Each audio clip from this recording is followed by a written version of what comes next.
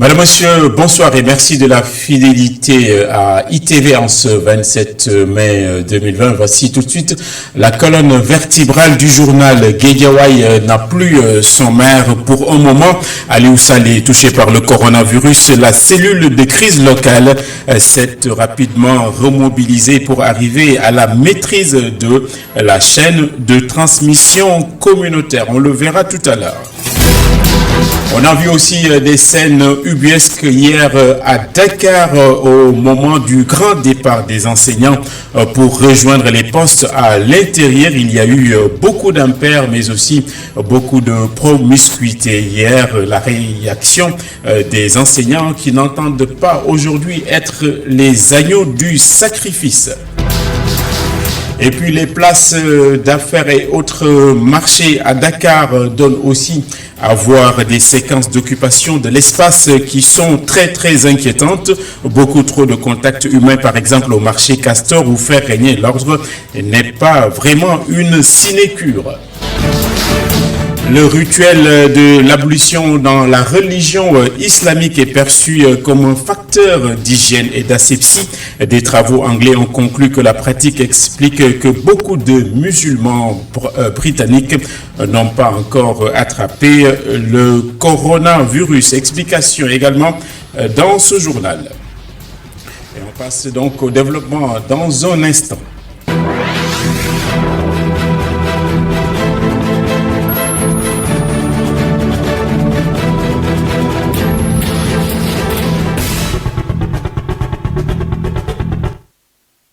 Voilà, on vous l'a dit à Guédiawaye, le premier magistrat de la ville a été infecté par le coronavirus et aujourd'hui une cellule de crise a été initiée par le comité de gestion locale de la pandémie. Reportage sur place de Mamadou Lamine Fati.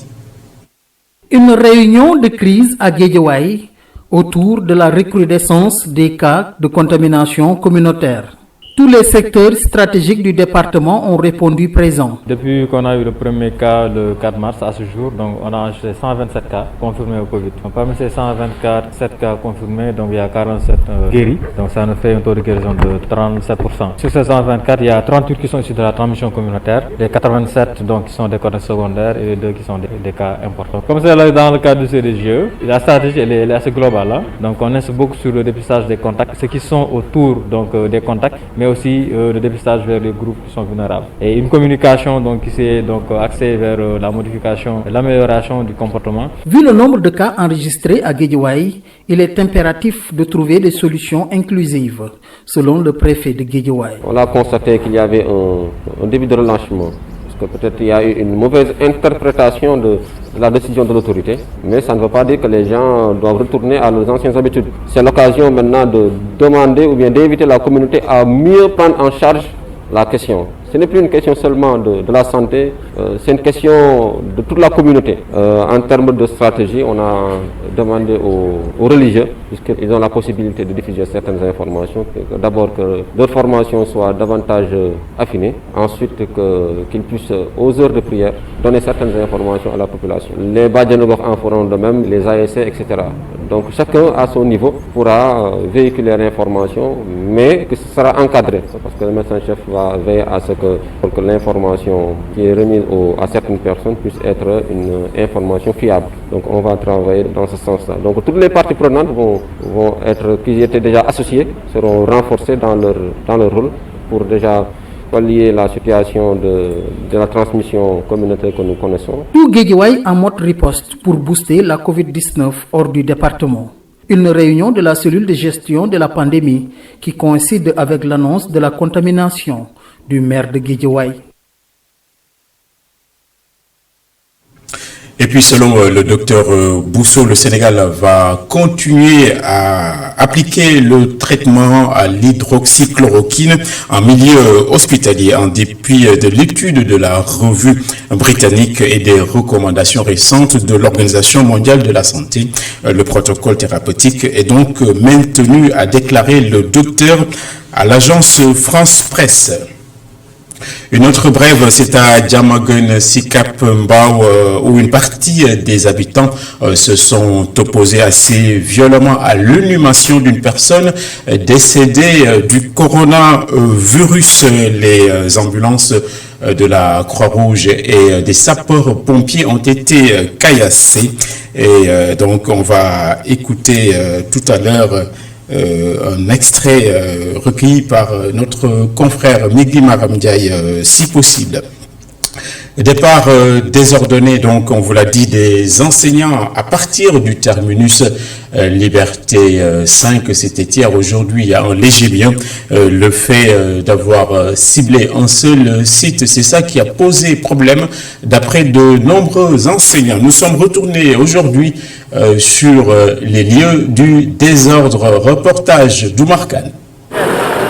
C'est en collaboration avec le ministère des Transports que son homologue de l'Éducation nationale organise depuis lundi le retour des enseignants dans leur zone de service. Un retour qui ne garantit pas pour autant la reprise des enseignements, avertissent d'emblée les syndicalistes. On a dit qu'il faut des masques, il faut des gants, il faut un kit de lavage des mains, il faut également du gel hydroalcoolique. Il faut ensuite qu'il y ait une distanciation physique dans la cour de récréation et dans les classes. Mais on a dit également qu'il faut respecter la distance au moins 2 mètres pour les tables bancs.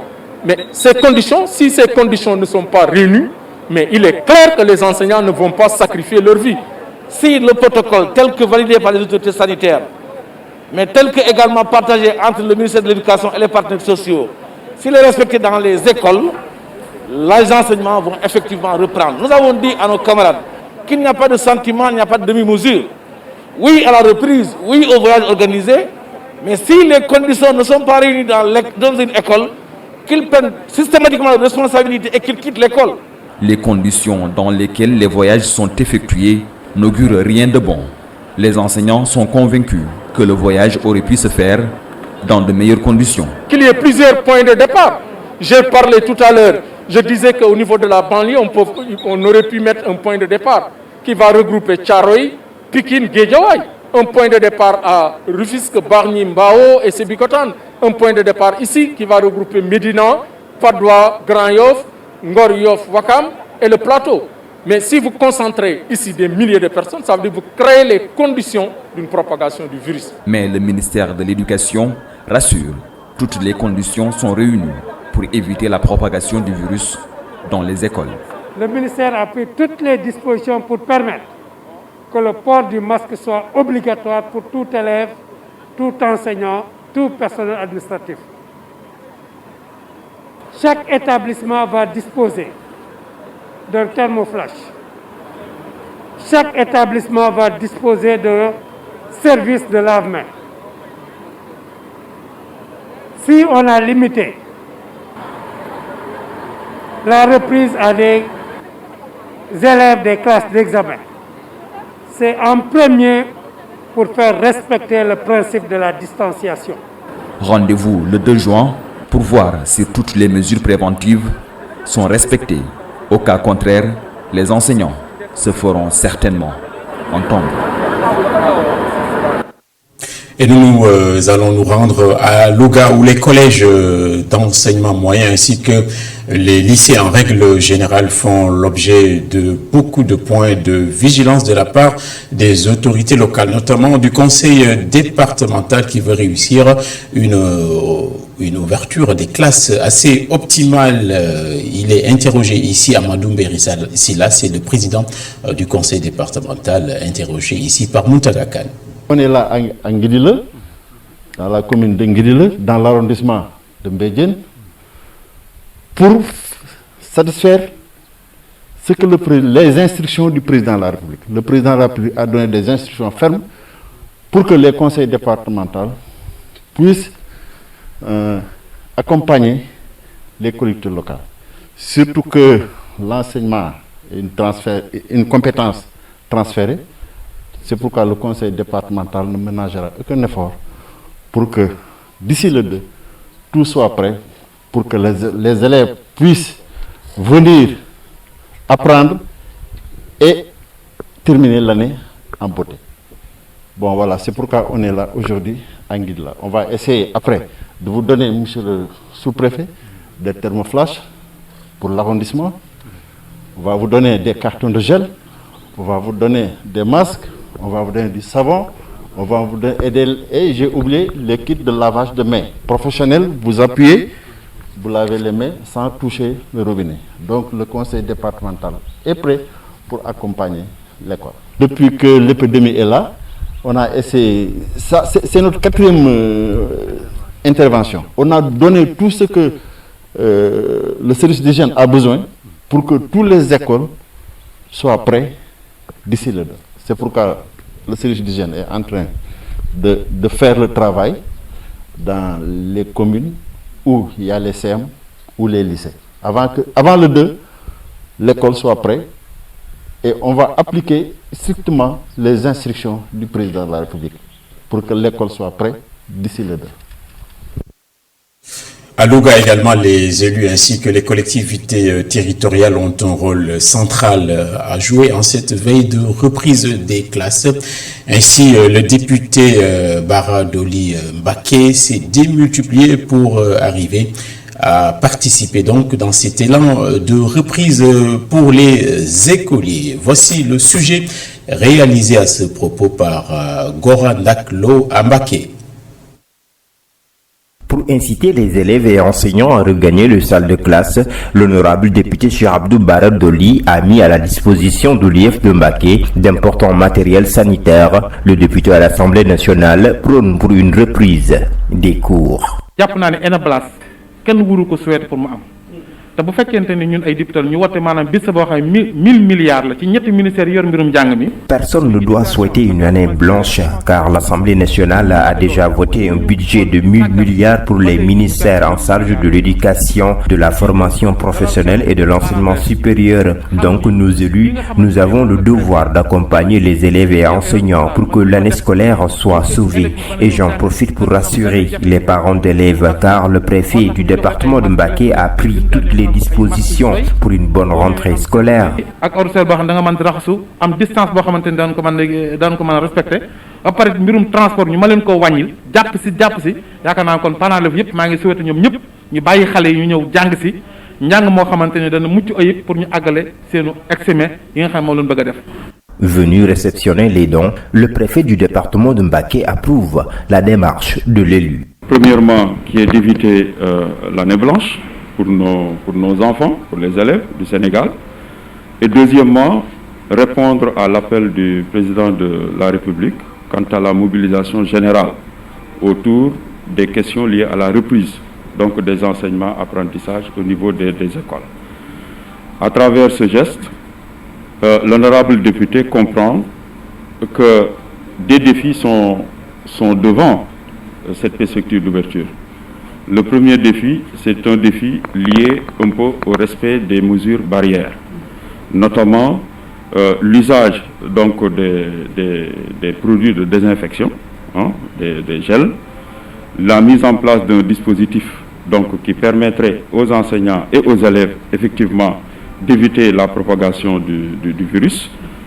Mais troisièmement également, il y a un défi lié un peu au transport. On sait bien que le transport constitue également un lieu de concentration.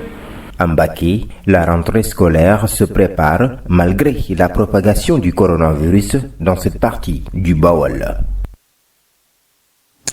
Et on va s'intéresser à ce stade à l'idée originale de cet architecte. Son nom c'est Mamadou Niang.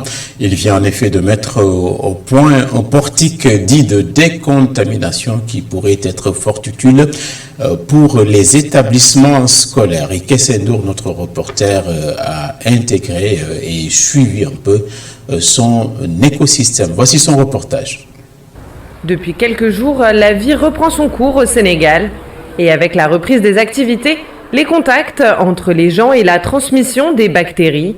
Le but de ces prochaines semaines va donc être de limiter la prolifération ainsi que la transmission de ces germes. Mamadou Niang, architecte, a pensé et mis sur pied un portique qui permet de se débarrasser des virus grâce à un système alliant chaleur et rayons UV. Le portique a quelle fonction? Son rôle, c'est de réduire les charges virales contenu dans les habits si nous fréquentons certains lieux, comme les marchés. Ce qui a été un peu la principale source d'inspiration, c'est le soleil. Le soleil, c'est notre premier médecin. Donc il fallait recréer cet environnement. Donc produire une lumière vive, rayonnante et une chaleur pénétrante, douce mais irradiante. Donc j'arrive devant le portique, je m'essuie mes pieds pour enlever le surplus de saleté. Je rentre à l'intérieur du portique, donc je m'essuie dans un bac avec une solution javelisée. Je fais face aux parois. Donc dès que c'est terminé, je ressors, débarrassé de l'ensemble des virus que j'avais transportés sur mes habits et sur mes semelles de chaussures. L'appareil conçu par M. Nian et ses ouvriers utilise ce que l'on appelle des rayons UV lointains d'environ 220 nanomètres, une technologie sans risque pour la santé et qui pourrait être utilisée par tout un chacun. Dès que nous avons une école, on peut placer ça devant. Si nous avons une caserne, on peut placer ça devant le palais présidentiel, devant un immeuble collectif. En Afrique, on a un déficit d'équipements hospitaliers, d'équipements sanitaires. Si nous avons de tels équipements, nous pouvons réduire la charge contaminante de tout ce que nous transportons par inadvertance. Le portique de décontamination est 100% made in Sénégal. Depuis le mois de décembre, ce sont des électriciens, menuisiers et autres ouvriers dakarois qui s'occupent de penser et réaliser l'appareil. L'occasion de développer son savoir-faire, comme l'explique Moustapha Samb, menuisier. On a eu à faire beaucoup de recherches. Bon, on a fait un coffrage en bois, toute la structure est en bois. Après, on a installé les composants électroniques et électriques à l'intérieur. Le bois est isolant en lui-même, donc on a utilisé le bois et d'autres, comme le bakélite à l'intérieur pour parfaire l'isolation. Les participants au projet n'ont qu'une ambition, utiliser leur savoir-faire pour servir les Sénégalais. Et si ce portique pouvait servir d'étendard à l'international, ce serait même une consécration. Voilà, restons toujours avec les scènes de rue. La situation échappe-t-elle à toute forme de contrôle au sein de nos marchés? Illustration à Castor, très adulé par nos femmes, mais que c'est dur là-bas de faire respecter les gestes barrières. Et des fois même, on tombe sur des scènes de bagarre. Reportage de Boubacar Diam et Séléman Diallo. Marché Castor. Des commerçants et clients se confondent dans d'étroites allées. Difficile de marcher sans donner un coup d'épaule à un passant. Ici, selon le délégué général de ce lieu de commerce, ces contacts sont inévitables dans un marché. Il n'y a pas vraiment de rassemblement dans les marchés. Il y a des gens qui viennent, ils achètent et repartent. Pas de rassemblement et cela, c'est tout à fait normal parce que les marchés sont des lieux de rencontre.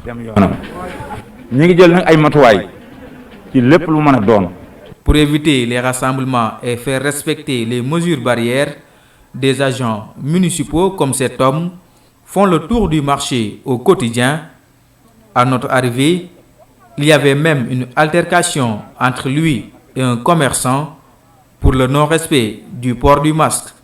C'est pas tout facile vraiment. Vous êtes témoin de ce qui se passe tout à l'heure. D'un commerçant à qui je dis porter un masque, il voulait m'agresser. Devant tout le monde, ça veut dire que c'est un peu difficile. C'est pour cela que j'ai appelé les forces de l'ordre pour qu'ils m'accompagnent dans ce travail-là que je fais autour de ce marché.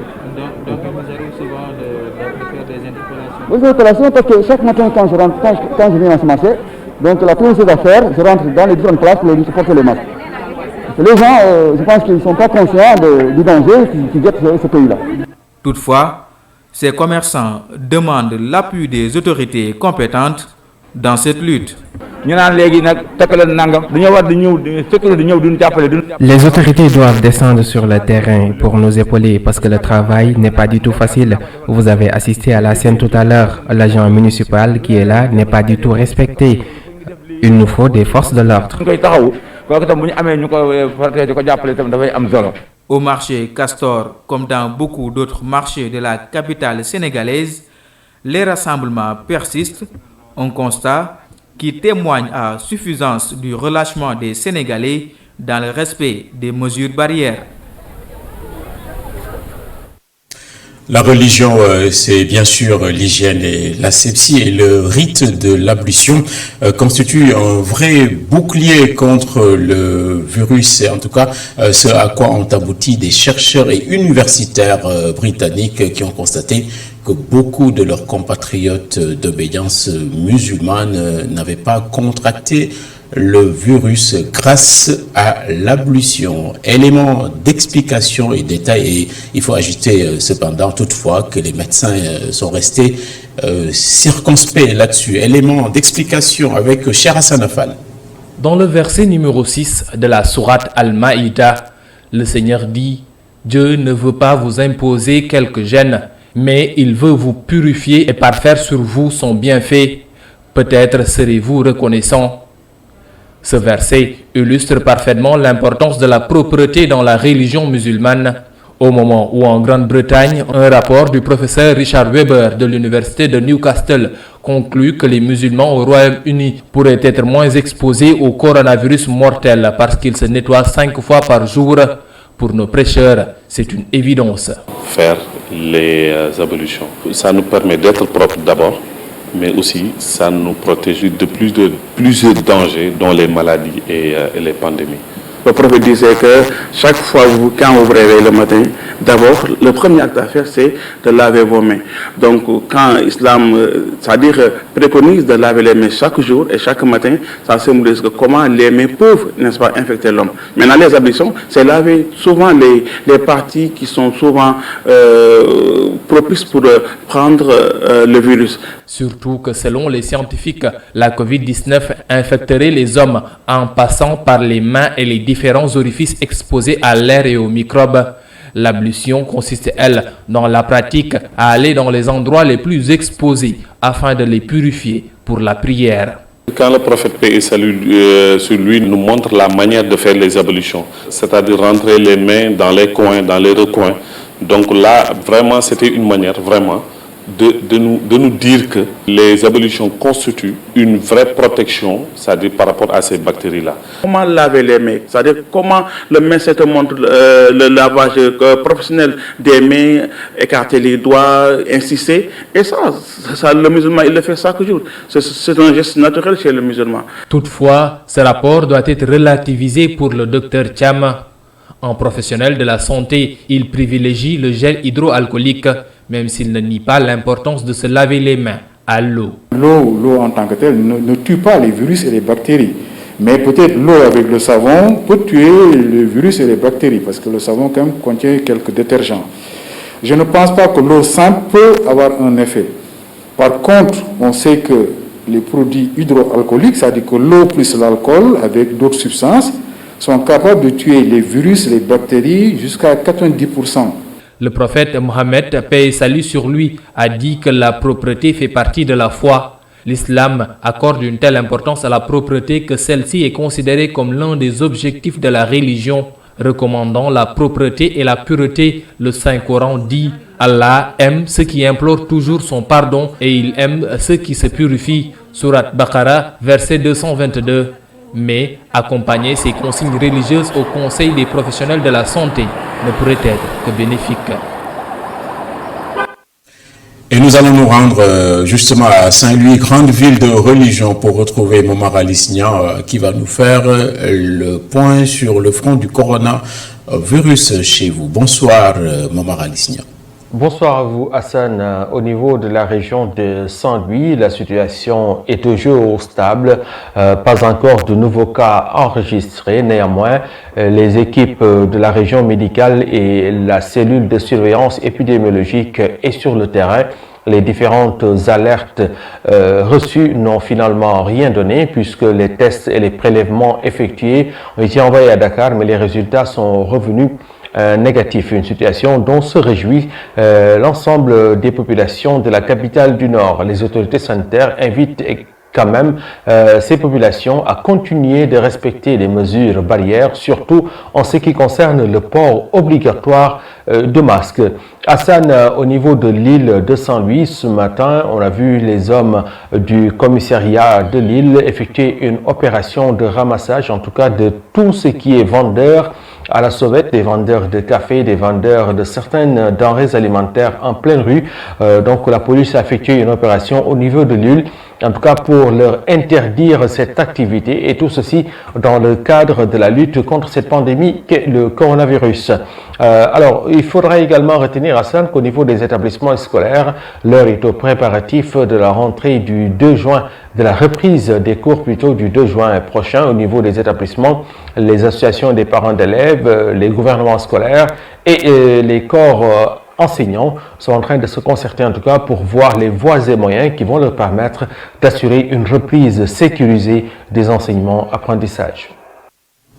Merci Momar. Une page nécrologique dans ce journal. Notre confrère et doyen Mamadou Abdoulaye Fofana dit Junior, anciennement de la RTS, est décédé aujourd'hui. Il fut le premier présentateur du journal télévisé en 1972. Un ancien collègue également, Sada Khan, un grand journaliste et littéraire, lui a rendu hommage aujourd'hui. C'était un journaliste professionnel très important. On va écouter donc l'hommage de Sada Khan. Abdoulaye Fofana a cette chance que son nom soit attaché non seulement au journalisme de télévision et de radio, mais à la télévision, parce qu'il a été le premier présentateur du journal télévisé au Sénégal. Ça, il faut qu'on le retienne pour l'histoire. Abdoulaye Fofana est d'abord un journaliste de radio et qui a beaucoup, pendant très longtemps, écrit et présenté le journal parlé. C'est ensuite, quand il fallait démarrer la télévision, passer de la période expérimentale à la période opérationnelle, Abdoulaye Fofana a été le premier présentateur du journal télévisé qui se faisait un jour sur deux. Voilà. Donc, il a cela et il a fait le journal télévisé pendant longtemps avant d'aller travailler à l'ambassade à Paris et de revenir à la radio, à la RTS. Une grande perte pour la presse sénégalaise, vous confirmez? Je pense que c'est une grande perte pour d'abord en ce qu'il représente un modèle. Parce que dans ce pays, dans ce métier, il faut qu'il y ait des modèles qui puissent susciter des vocations. Et Abdoulaye Fofana fait partie de ces modèles-là, pouvant inspirer des jeunes à embrasser ce métier-là. Parce qu'il y a fait carrière de manière brillante et honorable. Il a travaillé avec talent.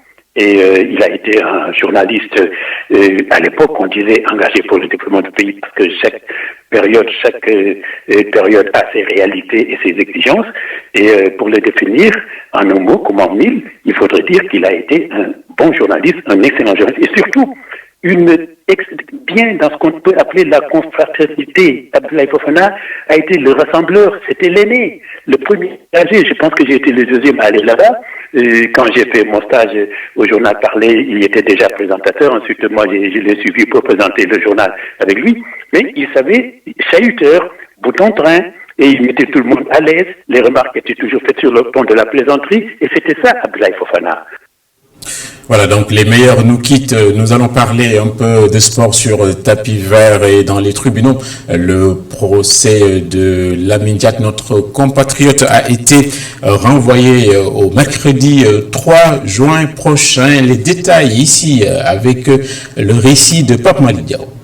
C'est donc au lendemain de son 87e anniversaire que Lamine Diack devra faire face à la justice française. Le procès de l'ex-président de la Fédération internationale d'athlétisme I2AF, devenu World Athletic entre 1999 et 2015, est soupçonné d'avoir pris part à un système de corruption destiné à protéger des athlètes russes convaincus de dopage. Ce tiendra donc du 8 au 18 juin prochain devant la 32e chambre correctionnelle du tribunal judiciaire de Paris. Pour rappel, Lamine Diack est poursuivi pour des faits de corruption, blanchiment en bande organisée et abus de confiance. L'ancien président de l'I2AF est également mis en examen dans une autre affaire de corruption sur l'attribution des JO de Tokyo et des mondiaux d'athlétisme 2017, 2019 et 2021. Mais il ne sera pas seul puisqu'il sera accompagné par 4 autres prévenus qui seront aussi jugés dans ce dossier, à savoir Gabriel Doye, ex-directeur du département médical et antidopage de l'I2AF, Habib Sissé, avocat et ex-conseiller juridique de Lamine Diack, Valentin Balakh Michev, ex-président de la Fédération russe d'athlétisme et ancien trésorier et vice-président de l'I2AF. Et enfin, Alexei Melnikov, ex-entraîneur en chef des courses de fond à la Fédération russe d'athlétisme. Notez que seuls Lamine Diack, Gabriel Dolé et Habib Cissé devraient être présents à l'ouverture du procès. De son côté, réfugié au Sénégal, Papa Massata Diack est sous le coup d'un mandat d'arrêt international émis le 13 février dernier par la justice française. D'ailleurs, nous avons pu joindre son avocat, Maître Moussa Sarr, mais ce dernier a déclaré n'avoir pas encore reçu de notification sur l'ouverture du procès. Un procès qui, on le rappelle, devait se tenir au mois de janvier dernier, mais qui avait été renvoyé après la réception d'une masse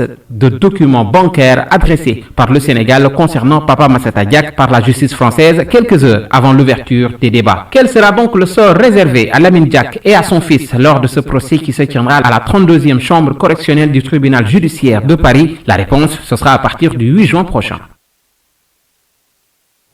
Voilà, donc l'ouverture du procès, c'est bien le 8 juin. Nous terminons par ce communiqué du comité de suivi et de la mise en œuvre des opérations du Force Covid-19 qui a appris avec beaucoup de surprise que le collègue Aliou Sall a été testé positif le 28 mai 2020, le 26 mai 2020, c'est-à-dire hier. Aliou Sall représente l'association des maires du Sénégal au sein de ce comité. Le dit comité de suivi donc témoigne son parfait soutien à son endroit, mais précise toutefois que la dernière séance de travail qu'il a eu avec M. Sall remonte au 12 mai 2020. Par conséquent, le comité précise qu'il va poursuivre sa mission sans aucune forme d'interruption au service de la nation sénégalaise. Signé du général de division François Ndiaye. C'est la fin de ce journal. Merci de votre fidélité. Merci également à toute l'équipe technique et on vous dit à demain à la revoyure.